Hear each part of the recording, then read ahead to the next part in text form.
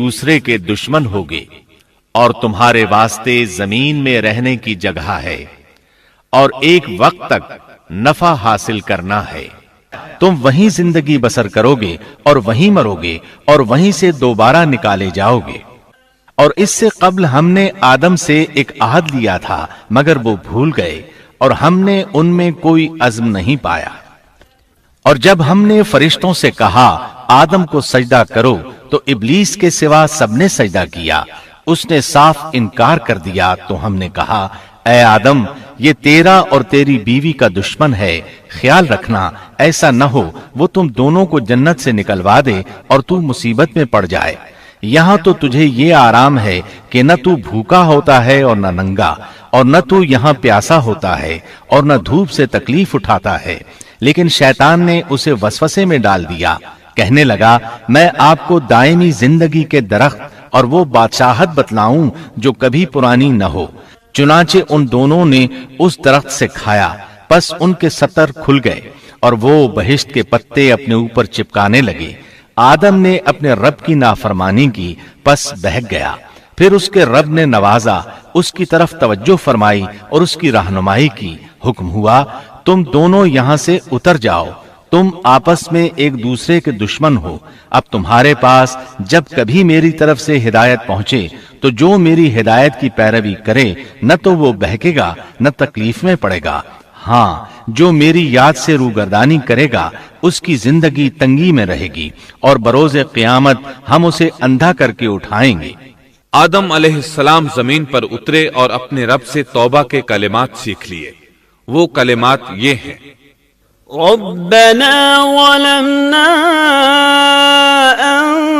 अनफुसना व इल्लम तग़फिर लना व तरहमना लनकूनन्न मिनल खासिरीन। ऐ हमारे रब, हमने अपना नुकसान किया और अगर तूने हम पर मग़फ़िरत और रहमत न फरमाई तो हम खसारा उठाने वालों में से हो जाएंगे। आदम अलैहिस्सलाम जमीन पर उतरे और उनके साथ हव्वा अलैहिस्सलाम भी उतरी और उनके साथ ही इब्लीस को भी उतारा गया। ये किस जगह पर उतरे इस बारे में इख्तिलाफ पाया जाता है, लेकिन इब्ने अब्बास रज़ी अल्लाह अन्हु की बात राजे महसूस होती है कि आदम अलैहिस्सलाम को हिंद में और हव्वा अलैहिस्सलाम को जद्दे में उतारा गया। जब आदम अलैहिस्सलाम उतर आए तो हव्वा अलैहिस्सलाम की तलाश शुरू कर दी। जमीन में उनकी तलाश में सरगर्दा हुए। आखिरकार मैदान अरफात में दोनों की मुलाकात हो गई।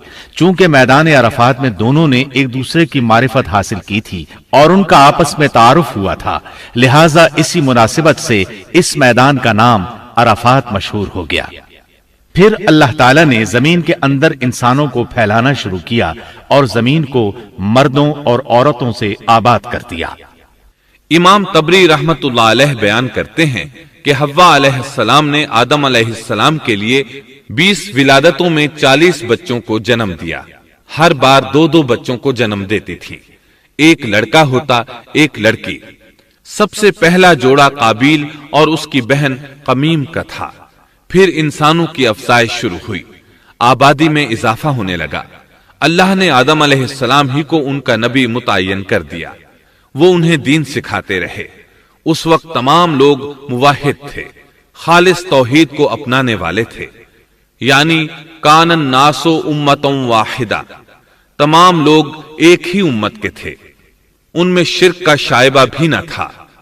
इब्ने जरीर और इब्ने कसीर रहमहुमुल्लाह ने अबू मूसा अशरी रज़ियल्लाहु अन्हु की रिवायत बयान की है, अल्लाह ने जब आदम अलैहिस्सलाम को जन्नत से जमीन पर उतारा तो उन्हें हर चीज की कारीगरी और सनत का इल्म था। जब वो उतरे तो आलिम भी थे, लिबास में मलबूस भी थे, कामकाज के तमाम तरीकों से बाखबर भी थे, लोहे, आग, लकड़ी और कपड़े के इस्तेमाल से भी बखूबी वाकिफ थे।